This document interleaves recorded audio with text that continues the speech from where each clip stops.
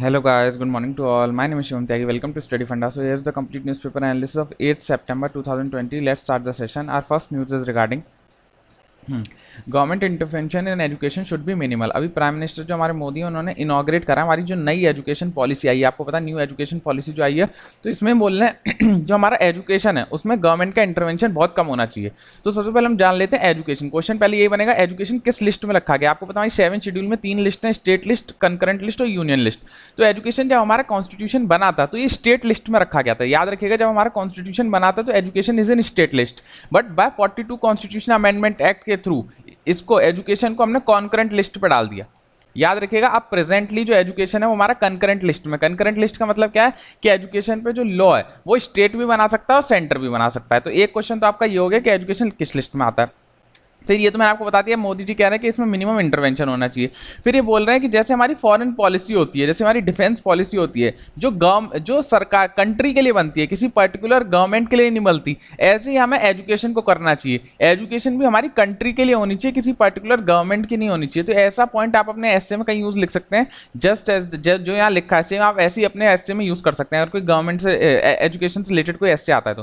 फिर ये बोल रहे हैं कि जैसे गवर्नर है वो 400 प्लस यूनिवर्सिटीज के, आपको पता है चांसलर होते हैं हमारे गवर्नर, जितनी भी सरकारी यूनिवर्सिटी हैं उसमें जो चांसलर होते हैं हमारे गवर्नर होते हैं। तो कम से कम वो 40,000 बच्चों को जानते हैं, क्योंकि 40,000 बच्चों को अपनी डिग्री प्रोवाइड करते हैं चांसलर। तो उन्हें भी इंप्लीमेंट करना चाहिए। न्यू जो एजुकेशन जो पॉलिसी है इसे अच्छे से इंप्लीमेंट करने का गवर्नर का भी रोल होना चाहिए, स्टेट का भी रोल होना चाहिए, जो लोकल पंचायत है उनका भी होना चाहिए। सब मिलके जब कोई पॉलिसी को बनाएंगे तभी वो पॉलिसी अच्छी बन सकती है। एक चीज तो ये। फिर ये 3 पॉइंट है तो आप कहीं भी यूज करिएगा, जो मैं बता रहा हूँ वेरी वेरी वेरी इंपॉर्टेंट। ये आपके ऐसे के लिए बहुत इंपॉर्टेंट है। जैसे इंडिया जो है केवल 0.7% अपनी जीडीपी का केवल इतना सा खर्च करता है ऑन एजुकेशन, जबकि आप देखेंगे अमेरिका तो 2.8% खर्च करता है, साउथ कोरिया 4.2 करता है, इजराइल 4.3% ऑफ जीडीपी खर्च करता है। तो ये आप कहीं भी यूज कर सकते हैं कि इंडिया में जो हम एजुकेशन पर खर्च करते हैं वो केवल 0.7% करते हैं, 1% भी नहीं करते। तो हमें ये बढ़ाना चाहिए। जो हमारी एक एजुकेशन जो पॉलिसी आई थी 1968 में, एजुकेशन की एक नई पॉलिसी आई थी, उसमें ये बोला गया था हमें जो अपना एजुकेशन है वो कम से कम 6% ऑफ जीडीपी ले जाना है। 6% तो छोड़िए, 1% भी नहीं हुआ है। तो आप लिख सकते हैं कि हमारा जो टारगेट था 1968 की जो पॉलिसी का 6% का, वो हमने तो अचीव करा नहीं है, केवल हम अभी 1% भी अचीव नहीं कर पाए। तो आप ये यहाँ पर लिख सकते हैं। तो जो आपके एसए के पॉइंट्स थे वो मैंने यहाँ बता दिए। इस फर्स्ट पेपर में इतना नहीं पूछा जाएगा इस क्वेश्चन से, लेकिन इस सेकंड में आप कहीं भी यूज कर सकते हैं इन एजुकेशन वाले में, अगर एजुकेशन से रिलेटेड कोई भी चीज आती है। या आप अपने कंक्लूजन में यूज कर सकते हैं ये वाली चीज कि जैसे हमारी फॉरेन पॉलिसी है, जैसे हमारी डिफेंस सेक्टर है जो कंट्री के लिए होती है, ऐसी आप ये कंक्लूजन में यूज करेगा। इसको आप कहीं भी बॉडी में या स्टार्टिंग में यूज कर सकते हैं कि क्या प्रॉब्लम है एजुकेशन में। So the next news is, और ये तो मैंने बता दिया, ये बहुत इंपॉर्टेंट है पेपर 1 के लिए कि एजुकेशन किस लिस्ट में। सो नेक्स्ट न्यूज इज, हाँ, हाइपरसोनिक क्रूज मिसाइल। तो अभी इंडिया ने भी हाइपरसोनिक क्रूज मिसाइल का टेस्ट कर लिया, तो ये भी इलाइट क्लब में शामिल हो गया जो हाइपरसोनिक चला सकते हैं। अभी तक आपको पता है ब्रह्मोस ये सब हाइपरसोनिक थी, सुपरसोनिक चलती थी। तो अब जो हमारी हाइपरसोनिक टेस्टिंग कर ली है डीआरडीओ ने, तो क्या बनाया, हाइपरसोनिक एक व्हीकल बनाया, हाइपरसोनिक टेक्नोलॉजी डेमोन्स्ट्रेटर व्हीकल। ये इन्होंने बनाया जिससे अब हमने चेक कर लिया कि हाइपरसोनिक पे हमारी रॉकेट दौड़ सकेंगे। तो हाइपरसोनिक क्या होता है, पहले तो ये देख लिए, मैक नंबर से हम पता करते हैं कि उसकी स्पीड कितनी है। मैक नंबर जरूर याद रखिएगा। इसमें क्या होता है, ऑब्जेक्ट की स्पीड होती है अपॉन स्पीड ऑफ साउंड होती है, स्पीड ऑफ साउंड से कितना तेज। फिर जो हमारा हाइपरसोनिक है उसकी मैक होती है 5 से ज्यादा, मतलब स्पीड ऑफ लाइट से 5 गुना ज्यादा तेज ये दौड़ेगा। ये 1 गुना ज्यादा दौड़ेगा सुपरसोनिक, ट्रांससोनिक 1 के बराबर, सबसोनिक 1 से कम। तो कभी कभी यही डायरेक्ट पूछ लेता है, मैक नंबर ही डायरेक्ट पूछ लेता है मैच द कॉलम में। तो याद रखिएगा हाइपरसोनिक में जो स्पीड होती है 5 गुना ज्यादा होती है, मैक जो होता है 5 से ज्यादा होता है। बस ये जान रखिएगा, इसमें एक तो ये जानना है। फिर ये कहाँ से लॉन्च हुआ है, तो अब्दुल कलाम आइलैंड। अब्दुल कलाम जो आइलैंड है ये उड़ीसा में पड़ता है, इसे हम व्हीलर आइलैंड भी बोलते हैं, व्हीलर आइलैंड। व्हीलर आइलैंड ये उड़ीसा का पार्ट है, I think so, Orissa coast, yes, Orissa coast का पास्ट है। तो बस आपको ये ध्यान रखना है व्हीलर आइलैंड कहाँ पर है, तो उड़ीसा है। मैक्सिमम जितने रॉकेट की टेस्टिंग होती है वो इसी आइलैंड से होती है। तो 2 चीज हो गई, एक तो हाइपरसोनिक टेस्ट करिए, एक व्हीलर आइलैंड उड़ीसा से करिए। फिर ये कितना अटेन कर सकता है, तो मैक 6, देखिए मैंने बोला था 5 से ज्यादा होगा तो हाइपरसोनिक होगा, तो इस मैक 6 तक अटेन कर सकता है। फिर ये 30 किलोमीटर ऑल्टीट्यूड, मतलब ऊंचाई तक जा सकता है, इतनी ऊंचाई तक जा सकता है 30 किलोमीटर। फिर ये स्क्रैमजेट इंजन का यूज कर रहा है, स्क्रैमजेट इंजन का यूज कर रहा है, और इसमें कुछ नहीं जानना। अब आप पूछेंगे कि सर स्क्रैमजेट इंजन क्या होता है बहुत लोगों को अब यही नहीं पता होगा, तो वैसे इतना इंपॉर्टेंट नहीं है, लेकिन फिर भी मैं आपको रफली बता देता हूँ। चलिए कोई बात नहीं, कभी कभी ऐसी चीज़ें दिमाग में रह जाती हैं। एक्चुअली मैं मैकेनिकल इंजीनियर हूँ, तो मेरे का तो ये पूरा सब्जेक्ट ही है। मान के चलिए, थोड़ा रफली डायग्राम समझ लीजिए। देखिए, मान के चलिए ये हमारा, हाँ, ये इस इतने पार्ट को हम बोलते हैं, ये इधर होती है कंप्रेशन, बीच में ये जो पार्ट है इधर होता है हमारा फ्यूल इंजेक्शन या कंबशन जिसे बोलते हैं, और यहाँ से एक्सपेंशन होता है। तो इधर होता है कंप्रेशन, इधर होता है क्या कहते हैं हमारा जो कंबशन वाला होता है, इधर एक्सपेंशन होता है। तो ऐसे लिख सकते हैं, इधर हम क्या कहते हैं कंबशन करते हैं और इधर हम कंप्रेशन करते हैं। तो जैसे मान के चलिए हमारा जो रॉकेट है वो इस साइड चल रहा है, इस साइड हमारा रॉकेट चल रहा है, तो क्या होगा कि यहाँ से बहुत सारी विंड आएगी। तो विंड इतनी स्पीड से चल रहा होगा रॉकेट। इसका बस डिसएडवांटेज स्क्रैमजेट इंजन का यही है कि हम इसे स्टार्टिंग में यूज नहीं कर सकते। इसे हम तभी यूज कर सकते हैं जब हमारा जो व्हीकल है उसके पास ऑलरेडी बहुत अच्छी स्पीड हो, तभी हम इसका यूज कर सकते हैं। स्क्रैमजेट इंजन का बस एक यही ड्रॉबैक है कि हम इसे तभी यूज कर सकते हैं जब हमारे इंजन ऑलरेडी एक स्पीड अटेन कर ले। तो हमारी जब ये इंजन हमने एक ऑलरेडी बहुत स्पीड से चला रखा है, तो एयर यहाँ से बहुत स्पीड से अंदर जाएगी, तो बहुत स्पीड से अंदर जाएगी तो ऑलरेडी एयर कंप्रेस्ड हो जाएगी, जिसकी वजह से यहाँ हीट बहुत गर्म हो जाएगी वो एयर, और फिर यहाँ हमारी फ्यूल और ये जो बाहर से हमारी एयर मतलब ऑक्सीजन आ रही है, तो फ्यूल और ऑक्सीजन मिलकर यहाँ कंबशन होगा, और फिर यहाँ से हमारा एक्सपेंशन हो जाएगा। एयर का जो एक्सपेंशन की वजह से ये रॉकेट आगे उतनी तेजी से बढ़ेगा। तो इस वाले जो हाइपरसोनिक वाली चीज है, इसमें क्या हो रहा है, जो हमारा एयर है वो सुपरसोनिक स्पीड से जा रही है। सुपरसोनिक स्पीड मतलब एक मैक से ज्यादा इस स्पीड से अंदर जा रही है, और हाइपरसोनिक स्पीड से निकल रही है। तो सुपरसोनिक स्पीड से अंदर जा रही है, हाइपरसोनिक स्पीड से बाहर निकल रही है। बस आप मैंने समझा दिया, इतना इंपॉर्टेंट नहीं है, एग्जाम में नहीं पूछा जाएगा। तो स्पीड जो एयर है बहुत स्पीड से अंदर जाती है, तो कंप्रेस्ड हो जाती है। कंप्रेस की वजह से उसका टेम्परेचर रेज हो जाता है, और यहाँ फ्यूल के साथ मिक्स होकर ऑक्सीजन उसे मिल जाती है, क्योंकि एयर है तो ऑक्सीजन मिल जाएगी, और फ्यूल और ऑक्सीजन मिलकर यहाँ एक्सपेंशन हो जाता है। तो ये रॉकेट बहुत स्पीड से आगे बढ़ता है। तो एक तो बस इसमें यही जानना था। यही टेक्नोलॉजी हम जो ऊपर हमारे जो इतने भी स्पेस यान जानते हैं, जितने भी हमारे इसरो जो ऊपर भेजता है स्पेस सैटेलाइट, उसमें सब में ये यूज होता है। तो ये स्क्रैमजेट जो है हमारे ऊपर होता है, 4 स्टेज होती हैं ऊपर जाने के लिए। व्हीकल की जो PSLV है GSLV होते हैं, उनकी 4 स्टेज होती हैं, first stage, second, third, fourth. तो कभी भी हम स्क्रैमजेट का इंजन फर्स्ट स्टेज में यूज नहीं कर सकते। इस मैंने पहले ही आपको बताया, अगर कोई एग्जाम में कभी कभी पूछ लेता है इसका ड्रॉबैक क्या है, तो यही ड्रॉबैक है कि इसको हम स्टार्टिंग में यूज नहीं कर सकते। इसको हम तभी यूज कर सकते हैं जब हमारे व्हीकल के पास ऑलरेडी एक सफिशिएंट स्पीड हो, तभी हम इसका स्क्रैमजेट इंजन का यूज कर सकते हैं, स्टार्टिंग में यूज नहीं कर सकते। बस इसमें यही जानना है और कुछ नहीं जानना। सो नेक्स्ट न्यूज़, स्प्रिंग, ये आपको मैंने जानकारी के बता दिया है कि बहुत बारे चैम्बर आपने देखे होंगे जहां इसमें बहुत सारा सैनिटाइजर आपके ऊपर छिड़का जाता है। तो अभी हेल्थ मिनिस्ट्री की रिपोर्ट आई है कि हमने तो ऐसी कोई रिकमेंडेशन दी नहीं है, ये लोग क्यों छिड़क रहे हैं, इससे बहुत नुकसान है, ये स्किन को और रेस्पिरेटरी ट्रैक्ट को अफेक्ट करता है, तो ऐसा ना करें। तो प्लीज आप भी अगर ऐसा कहीं जा रहे हैं और आपको ये ऊपर ये कोई स्प्रे मार रहा है कोई मशीन, तो प्लीज ऐसा ना करें, सेहत के लिए अच्छा नहीं है। सो next news, government launch 24/7 toll free mental rehab helpline. तो किसने बनाया? ये किरण है, किरण याद रखिएगा, किरण। ये ministry of social justice and empowerment ने बनाया, ministry of social justice and empowerment ने बनाया।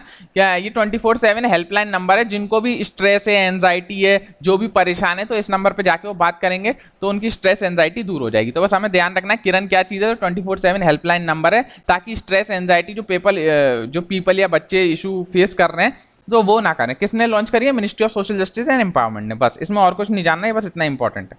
सो next news is deal in danger. अभी आपको पता है कि ब्रेक्जिट ये तो इंटरनल पॉलिटिक्स पे एडिटोरियल था, तो मैं नहीं बता रहा हूं। तो ब्रेक्जिट क्या, ब्रिटेन जो है वो ईयू का पार्ट होता था, यूरोपियन यूनियन का पार्ट होता था, लेकिन 2018 में उसने बोला क्या कि हम ईयू से अलग होना चाहते हैं। तो ब्रिटेन की फुल फॉर्म क्या होती है? Britain plus exit.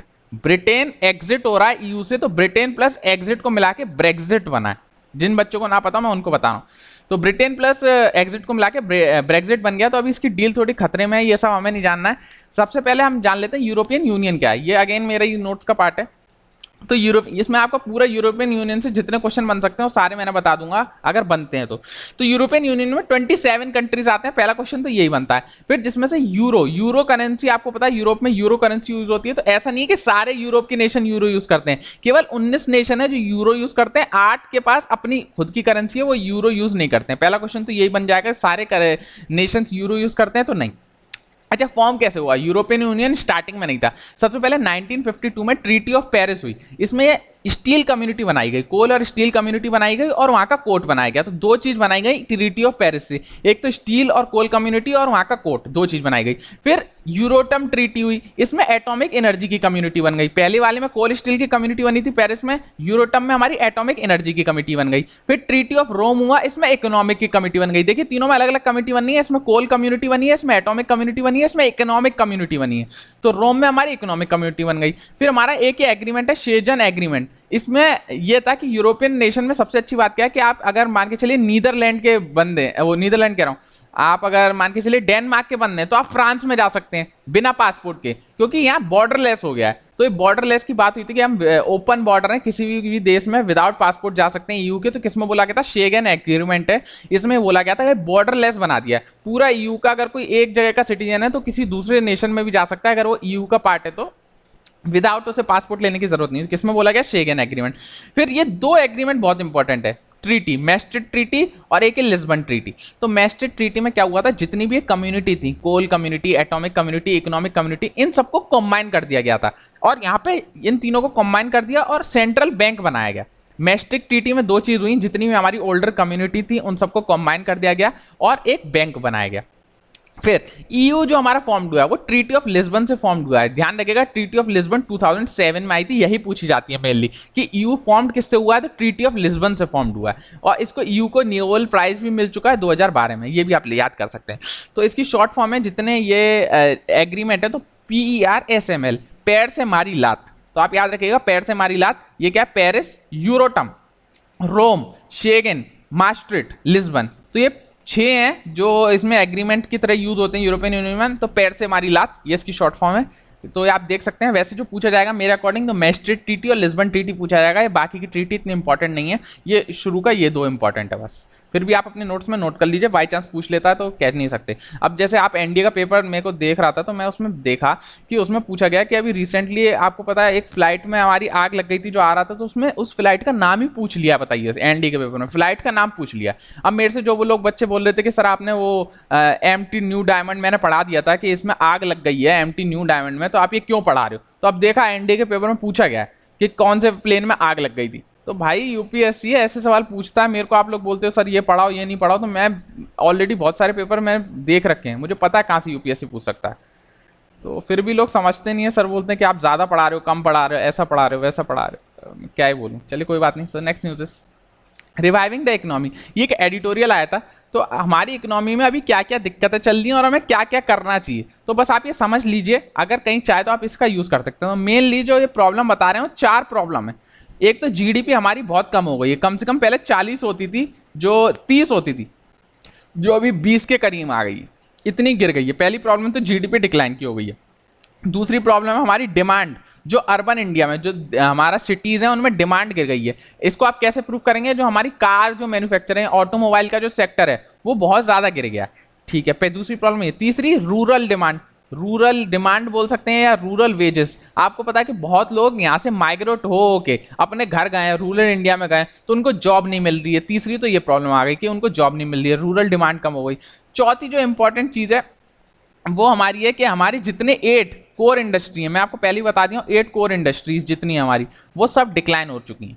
8 core industry आपको पता है ना 40% आईआईपी का बनाती है, इंडेक्स ऑफ इंडस्ट्रियल प्रोडक्शन का 40% बनाती हैं। तो 8 कोर इंडस्ट्री आप मेरे को बताने की जरूरत नहीं, मैं ऑलरेडी बता चुका हूँ। इसमें सब फर्टिलाइजर और रिन्यूएबल एनर्जी, कोल, ये सब आते हैं, सीमेंट, ये सब आप जाके देख सकते हैं 8 कोर इंडस्ट्रीज कौन कौन सी हैं। तो मेजरली ये 4 प्रॉब्लम है जो इंडिया अभी फेस कर रहा है। इसको सही करने का उपाय कैसा है कि सबसे पहला है कि हमें अपनी स्पेंडिंग बढ़ानी चाहिए। स्पेंडिंग केवल गवर्नमेंट बढ़ा के काम नहीं चलेगा, गवर्नमेंट की स्पेंडिंग से काम नहीं होगा। हमें जो इन्वेस्टमेंट होता है, जो पब्लिक इन्वेस्टमेंट है, जो पब्लिक के पास पैसा, उसे बढ़ाने की जरूरत है ताकि पब्लिक ज्यादा से ज्यादा इन्वेस्ट करे, तभी काम चलेगा। तो पहली जो सही करने की चीज क्या है, तो स्पेंडिंग गवर्नमेंट की उतनी रखो, लेकिन इन्वेस्टमेंट जो पब्लिक करती है उसको बढ़ाने की कोशिश करो। दूसरा जो इसमें बोला गया एमजी नरेगा, एमजी नरेगा में पता है आपको कि केवल रूरल पीपल को काम मिलता है 100 दिन का, अनस्किल्ड लेबर को 100 दिन का काम मिलता है। तो ये बोल रहे हैं कि एमजी नरेगा को आप ऐसा करो कि इसे अर्बन इंडिया में भी लेके आओ, तो अर्बन लोगों को भी काम मिले, क्योंकि अभी बहुत सारा माइग्रेशन हो गया, तो बहुत सारे लोग अपने घर आ गए, अर्बन पीपल थे,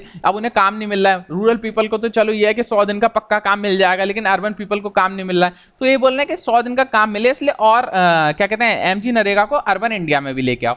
और इसमें बस यही चीज़ें। और तीसरा तो ये है कि इनकम को अच्छे से खर्च करो, ये करो वो करो। तो इतना नहीं जानना है, ये मैंने शॉर्ट 4 पॉइंट यहाँ, 3 पॉइंट यहाँ बता रखे हैं, आप चाहें तो कहीं इनका यूज़ कर सकते हैं। एडिटोरियल इतना इंपॉर्टेंट नहीं था, मेरे को लगा कि थोड़ा सा बता देता हूँ, कभी कभी इकोनॉमी में कुछ पॉइंट हिट हो जाए तो आप शायद लिख सकें, तो कोई बात नहीं। सर नेक्स्ट न्यूज़, ये कोई भी सेकंड का पेपर कलर एक कोर्स खरीद सकता है, अच्छा कोर्स है। तो ये कोई भी क्वेरी हो तो इस पे नंबर पे जाके पूछ सकते हैं, सारे वीडियो लेक्चर मिलेंगे, सब कुछ मिलेगा। देखिए पेन बंद होना ही है, मतलब कहीं पे भी बंद हो जाता है यार ये। ऑनलाइन वीडियो लेक्चर मिलेंगे, सब कुछ मिलेगा, जो भी फॉर्मेट है सारा एक्सप्लेन करेगा। जिनको थोड़ी सी भी दिक्कत है तो यार ले लो, ऐसी कोई फीस ज़्यादा नहीं है कि आप प्रॉब्लम हो। जिनको भी प्रॉब्लम है थोड़ी बहुत तो इस क्वेरी कर सकते हैं इस व्हाट्सएप नंबर पर। सो नेक्स्ट न्यूज़, हाँ ये फॉलो कर सकते हैं जो चाहें बच्चे। अब मैं इतना फोर्स नहीं करूँगा, रोज़ रोज़ मेरे को बोलना अच्छा नहीं लगता, तो चाहें तो स्टडी फंडा यहाँ फॉलो कर सकते हैं। So next news, change our way swiftly and globally David Attenborough. तो बस इसमें हमें याद रखना है कि ये डेविड एटनबर्ग ये कौन है। ये इंदिरा गांधी पीस प्राइज मिला 2019 का, बस आपको याद रखना है इंदिरा गांधी। कभी कभी प्राइज से क्वेश्चन होता है, इंदिरा गांधी पीस प्राइज कितने मिला है, तो डेविड एटनबर्ग, इन्होंने एनवायरमेंट से रिलेटेड बहुत अच्छा काम करा है, इसीलिए इन्हें बोलते हैं ह्यूमन वॉइस ऑफ नेचर। ये नेचर की ह्यूमन वॉइस है। तो बस याद रखना है कि इंदिरा गांधी पीस प्राइज किसे मिला है, तो डेविड एटनबर्ग। कभी कभी डायरेक्ट क्वेश्चन होता है, please remember it. So next news, August rainfall highest since 1926। अब अगस्त में इतनी रेनफॉल हो रही है जो 1926 से अभी तक हुई नहीं है। ये कौन बोल रहा है, इंडियन मीटरोलॉजिकल डिपार्टमेंट। किसके अंदर आता है, मिनिस्ट्री ऑफ अर्थ साइंस के अंदर आता है। पहला क्वेश्चन तो ये हो गया। दूसरा इसका काम क्या है, सिस्मोलॉजी से रिलेटेड सारा डेटा बनाता है। तीसरा वेदर फोरकास्टिंग से रिलेटेड सारा डेटा देता है, तो इसका काम है। और किसके अंदर आता है, मिनिस्ट्री ऑफ अर्थ साइंस के अंदर आता है। इसमें ये बोला गया कि हमारा जो लो प्रेशर सिस्टम है वो बन गया बे ऑफ बंगाल वाले रीजन में, जिसकी वजह से बहुत ज़्यादा बारिश हो रही है। तो मैं आपको ये देखिए रफली डायग्राम बना देता हूँ। ये हमारा अरेबियन सी है, ये हमारा बे ऑफ बंगाल है। अब बे ऑफ बंगाल में लो प्रेशर बन गया। अब बे ऑफ बंगाल मतलब यहाँ से ये हमारा इक्वेटर है, यहाँ से हाई प्रेशर, आपको पता है हाई प्रेशर बन जाता है गर्मी में, क्योंकि यहाँ बहुत ज़्यादा गर्मी होती है हमारे ट्रॉपिक ऑफ कैंसर वाले रीजन में, इसलिए लो प्रेशर जनरेट हो जाता है। और यहाँ थोड़ा ये हाई प्रेशर होता है, मतलब इधर ज्यादा गर्मी है तो लो प्रेशर, इधर इतनी गर्मी नहीं है तो थोड़ा सा हाई प्रेशर ज्यादा होता है। तो जिसकी वजह से क्या होता है, हमारा आपको पता है जो हमारी विंड है वो high pressure to low pressure form होती है। तो पहले विंड ऐसे जारी होती है इक्वेटर तक, लेकिन ड्यू टू कोरिलियस फोर्स आपको पता है कि नॉर्दर्न हेमिस्फीयर में विंड की डायरेक्शन को चेंज कर देता है। तो जैसे इक्वेटर को पास करती है तो कोरिलियस फोर्स के चक्कर में ये विंड ऐसे डिफ्लेक्ट होना शुरू हो जाती है। फिर ये विंड ऐसे डिफ्लेक्ट होंगे, high pressure to low pressure जाएगा, तो पहले तो बारिश यहाँ भी होगी। ये दो ब्रांच में कट जाती है, एक तो बे ऑफ बंगाल वाली ब्रांच होती है, एक अरेबियन सी ब्रांच होती है। तो अभी जो बात हो रही है बे ऑफ बंगाल वाली ब्रांच की बात हो रही है, क्योंकि यहाँ लो प्रेशर ज्यादा बन गया तो ये सारी विंड जो है लो प्रेशर की तरफ जाने लग गई है। तो यहाँ से बे ऑफ बंगाल से बहुत सारा पानी उठाएंगे और यहाँ बहुत सारा बारिश करेंगे नॉर्थ इंडिया में, ईस्टर्न इंडिया में। तो यही बात हो रही है कि अभी अगस्त में बहुत ज्यादा बारिश होने वाली है। तो मैंने शॉर्ट में बता दिया। कोई क्वेश्चन पूछे कि किस ब्रांच से ज्यादा बारिश होती है, तो अरेबियन सी वाली ब्रांच से ज्यादा बारिश होती है, बे ऑफ बंगाल वाली ब्रांच से इतना बारिश नहीं होती। So the next news is RBI set sectoral norm for resolution, ये स्ट्रेस है। इसमें आपको बस जानना है, एक कमिटी का जिक्र हुआ है के वी कामत कमिटी। ये किसके लिए है, तो रिजोल्यूशन ऑफ स्ट्रेस्ड असेट्स। बस इतना ही याद रखिएगा, जो स्ट्रेस्ड असेट्स का रिजोल्यूशन के लिए एक कमेटी बनाई गई थी, इसने अपनी रिपोर्ट सबमिट कर दी है आरबीआई को, इसलिए बहुत इंपॉर्टेंट है। सबसे ज़्यादा जब भी आप एग्जाम देने जाएं तो आरबीआई की वेबसाइट पे जाएं। आरबीआई की वेबसाइट पे ऑलरेडी 10 से 15 कमिटीज़ का नाम लिख रहा है, जो लेटेस्ट कमिटी है, उनको पढ़ के जाएं। कभी कभी सीएपीएफ मैंने देखा वो जो आरबीआई की कमिटीज़ हैं उनका नाम पूछ लेता है। एक बार नंदन नीलकेनी कमेटी का नाम पूछ चुका है, वो नंदन नीलकेनी कमेटी थी एक, जो ऑनलाइन से रिलेटेड बनी थी। तो ये वाली जरूर याद रखिएगा। स्ट्रेस्ड रिजोल्यूशन के लिए असेट, स्ट्रेस्ड रेजोल्यूशन असेट के लिए जो हमारी जो अभी हमारी रिकमेंडेशन दी है वो केवी कामत कमेटी ने दी है। बस इसमें ये जानना है। और भी इसमें बहुत सारी चीज़ें, लायबिलिटीज, एक्सटेंजर, ईबीटीटी क्या होता है, बहुत कॉम्प्लेक्स चीज़ें। मैं आपको चलिए छोड़िए, रहने दीजिए, आपके काम का नहीं है। सीएपीएफ में इतना डिटेलिंग नहीं पूछी जाती है, सीएससी के लिए इंपॉर्टेंट है। चलिए कोई बात नहीं, आप बस इतना नाम याद रखिएगा। So next news, RBI to sell government GSec 10,000 crore. अब आरबीआई जो सेल भी करेगी और आरबीआई जो बाय भी करेगी गवर्नमेंट बॉन्ड। गवर्नमेंट बॉन्ड्स होते हैं सेफेस्ट बॉन्ड, गवर्नमेंट बॉन्ड जो होते हैं वो सेफेस्ट बॉन्ड होते हैं, इन्हें शॉर्ट टर्म बॉन्ड्स बोलते हैं। आप इतना मत जानिए, इसमें जो मेरे को पढ़ाना है वो जानना है ओएमओ, ओपन मार्केट ऑपरेशंस। तो अगर पूछ लेता है एग्जाम में कि ओएमओ क्या चीज होती है, तो आरबीआई क्या करती है, आरबीआई बाय करती है और सेल करती है। आरबीआई खरीदती है और बेचती है क्या, गवर्नमेंट बॉन्ड्स को, ताकि मार्केट में पैसा डाला जा सके या मार्केट से पैसा खींचा जा सके। तो बस इतना ही याद रखिएगा। ओएमओ में क्या होता है, आरबीआई जो है वो बाय करती है या सेल करती है, बाय भी कर सकती है सेल भी कर सकती है गवर्नमेंट बॉन्ड, ताकि मार्केट में पैसा इन्फ्यूज किया जा सके या मार्केट से पैसा निकाला जा सके। ये मैं हिंदी में बता दी हूँ इसीलिए, क्योंकि हिंदी में ही आपको याद रहेगा। ओएमओ ओपन मार्केट ऑपरेशन, ये हमेशा इन्फ्लेशन या डिफ्लेशन को काबू करने के लिए किया जाता है, ताकि अगर इन्फ्लेशन ज्यादा हो जाए, मतलब मार्केट में ज्यादा पैसा है, तो मार्केट में ज्यादा पैसा को खींचने के लिए क्या करना पड़ेगा कि आरबीआई गवर्नमेंट बॉन्ड को सेल कर देगी। गवर्नमेंट बॉन्ड को सेल करेगी तो आरबीआई को बहुत सारा पैसा मिल जाएगा। और अगर मार्केट में पैसा ज्यादा डालना है, जैसे हमारी डिफ्लेशन हो गई, मतलब बहुत सस्ता हो गया, तो मार्केट में अब ज्यादा पैसा डालना है, तो आरबीआई क्या करेगी, सारे गवर्नमेंट बॉन्ड खींच लेगी, जितने भी लोगों के पास होगा, तो सारा पैसा जो है वो पब्लिक के पास पहुंच जाएगा। तो ऐसी ताकि इन्फ्लेशन को बढ़ा घटा सकें, तो इसलिए आरबीआई जो ओपन मार्केट ऑपरेशंस करती है, ओएमओस बोलते हैं, यहाँ लिखा था। यहाँ ये आप सबको नहीं मिलेगा। कभी कभी जीसेक क्या होता है, जीसेक याद रखिएगा, गवर्नमेंट सिक्योरिटीज या गवर्नमेंट बॉन्ड को बोलते हैं। इन्हें इन्हें गिल्ड एज सिक्योरिटीज भी बोलते हैं। अगर कोई बोल दे गिल्ड एज सिक्योरिटी क्या होता है, तो गवर्नमेंट बॉन्ड्स को हम बोलते हैं गिल्ड एज सिक्योरिटी। कभी कभी डायरेक्ट क्वेश्चन होता है what is gilt edge security, तो ये गवर्नमेंट बॉन्ड्स को हम बोलते हैं गिल्ड एज सिक्योरिटी। तो यहाँ ये सब चीजें नहीं मिलेंगी, ये जो क्वेश्चन पूछा जाएगा वो मैं बताता हूँ, ये तो सब बकवास चीजें इसमें लिखी होती हैं। सो नेक्स्ट न्यूज इज, हाँ अब ये बहुत इंपॉर्टेंट प्लेयर है, आपने बहुत सारे आपने नाम सुना होगा, हर एग्जाम में हर स्टैटिक क्वेश्चन में अगर कोई भी लॉन टेनिस से कोई खिताब जीता होता है तो उनमें एक नाम इन्हीं का होता था, नोवाक जोकोविच। बहुत सारे ग्रैंड स्लैम्स जीते हैं। तो ये किससे रिलेटेड है, एक तो पहली बात है लॉन टेनिस से रिलेटेड है। तो अब ये डिस्क्वालीफाई हो गए, क्यों? क्योंकि इन्होंने जो वहाँ के जज थे, लाइन जज जो बैठे रहते हैं, उनको बॉल मार दी फ्रस्ट्रेशन के चक्कर में। पता नहीं वो एक्सीडेंटली मारी या कैसे भी मारी, बॉल मार दी। बताइए इतना बड़ा प्लेयर है जिसने इतने सारे ग्रैंड स्लैम जीते हैं, इतना बड़ा, मतलब ऐसा नहीं है कि एक दो बार जीता हो, कई बार, कितने सालों से जीतते आ रहे हैं ये, और ये अपना आपा खो बैठे फ्रस्ट्रेशन। बताइए मतलब होता है कभी कभी, चलिए कोई बात नहीं, हमें इतना डिटेल में नहीं जानना। तो बस हमें ये याद रखना है नोवाक जोकोविच। अभी कोई पूछ ले रिसेंटली कौन सा लॉन टेनिस का प्लेयर डिस्क्वालीफाई हुआ है, तो इनका नाम याद रखिएगा, नोवाक जोकोविच। ये डिस्क्वालीफाई हो गए। ये बहुत सारे ग्रैंड स्लैम्स भी जीते हैं, आप थोड़ा जाके पढ़िएगा इन्होंने कौन कौन से ग्रैंड स्लैम जीते हैं, आपको आइडिया लग जाएगा। बहुत ही जबरदस्त तरीके से खेलते थे, ये जीते हैं तो, लेकिन अब ये डिस्क्वालीफाई होगा। सो नेक्स्ट न्यूज इज, कल की ये न्यूज थी ऑल इंडिया किसान सभा मूवमेंट, इसका आंसर है स्वामी सहजानंद, इसके प्रेसिडेंट है। एनजी रंगा इसके सेक्रेटरी हैं। पता नहीं लोग अंगा वंगा क्या क्या बोले, तो एनजी रंगा है तो जो इसके सेक्रेटरी हैं, आप याद रखिएगा एनजी रंगा। आज का क्वेश्चन है डॉक्टर विंड क्या है। डॉक्टर विंड कहाँ से फ्लो करती हैं और कैसी हैं, वार्म विंड है या कोल्ड विंड है? आप बताइएगा। एक बहुत इंपॉर्टेंट क्वेश्चन, वार्म विंड और कोल्ड विंड से होता आता है। आपने पता होगा लू पड़ी होगी, लू, गोरीच, समूल, और बहुत सारी होती हैं, नॉर्वेस्टर, ब्रिकफिल्डर, ये बहुत सारी हॉट विंड और कोल्ड विंड है बहुत सारी। तो कभी कभी डायरेक्ट पूछ लेता है यूपीएससी कि ये बताइए वार्म विंड है या कोल्ड विंड है, ये कहाँ फ्लो करती है, तो बहुत बार पूछ लेता है। पिछले साल उन्होंने समूल का पूछा था, समूल ये कहाँ से फ्लो होती है, और ये हॉट विंड है नहीं, इसमें पूछा था कहाँ से फ्लो होती है, किस देश से फ्लो होती है। तो इसीलिए मैं आज पूछ रहा हूँ व्हाट इज डॉक्टर विंड, ये कैसी विंड है, वार्म विंड है, कोल्ड विंड है, और कहाँ से फ्लो करती है। जिनको अगर ना पता हो विंड्स के बारे में तो कमेंट सेक्शन में बताइएगा, मैं समझा दूंगा किस चीज़ की बात हो रही है, और मैं कुछ अपलोड भी कर दूंगा। लोग मेरे को कल बोल रहे थे सर अपलोड करिए पीजेंट मूवमेंट, पीजेंट मूवमेंट। अरे वो ऑलरेडी आपकी स्पेक्ट्रम में दे रखा है यार, तो मतलब मैं सेम चीज़ क्या अपलोड करूँ, मैं भी वहीं से पढ़ा हूँ, मैं कहीं अलग से थोड़ी पढ़ा हूँ। जो बच्चे लूसेंट पढ़ते हैं, लूसेंट में भी दे रखा है ऑलरेडी, क्रोनोलॉजी दे रखी है, स्पेक्ट्रम में भी अच्छी क्रोनोलॉजी दे रखी है, तो उसको आप अपलोड क्यों कह रहे थे? जो अपलोड करना था मैंने एफडीआई एफआईए वो वाला जो पन्ना है वो मैंने अपलोड कर दिया था। तो जिनको भी प्रॉब्लम है अपलोड तो बोल रहे थे कोई बात नहीं, लेकिन वो ऑलरेडी स्पेक्ट्रम में दे रखा है या लूसेंट में दे रखा है, तो आप जाके देखिए। अगर नहीं मिलता है फिर भी तो मेरे को बताइएगा, तब मैं अपलोड कर दूंगा, या आपको पेज नंबर ही बता दूंगा किस पेज नंबर पर आप जाके देख लीजिए। तो ये डॉक्टर विंड ये नहीं मिलेगा, हाँ ये आपको कहीं नहीं मिलेगा। तो जिन बच्चों को ये चाहिए वो कमेंट सेक्शन में बता दीजिएगा, या मेरे को मैसेज कर सकते हैं शिवम_त्यागी_ST पे, मैं उनको पर्सनली भेज दूंगा। और जिनको भी अच्छा नोट्स की रिक्वायरमेंट है वो स्टडी फंडा को फॉलो कर दीजिए, आप रोज अच्छी अच्छी चीज़ें अपलोड कर रहे हैं, आपका थोड़ा फायदा हो जाएगा। ऑलरेडी आज एक वीडियो आने वाली है जिसमें हम बताएंगे कि एनडीए में कितने क्वेश्चन कहाँ से हमारी तरफ से आए, कैसे कहाँ से आए। तो एक वीडियो आएगी वो आप देख लीजिएगा, आपको थोड़ा और अच्छे से आइडिया लग जाएगा। क्विक बाइट से जो हमारा ग्रुप है उसमें कम से कम 20 से 25 सवाल डायरेक्ट आ गए। अभी आपको विश्वास नहीं होगा तो इसीलिए वीडियो बना के आपको दिखा देंगे, तभी आपको विश्वास होगा। सो अच्छे से मेहनत करिए, लगे रहिए। आज का लेक्चर थोड़ा बड़ा हो गया होगा लेकिन कोई बात नहीं, आपका लॉस नहीं होना चाहिए। सो टेक केयर, अच्छे से पढ़िए, मेहनत करिए, बाय।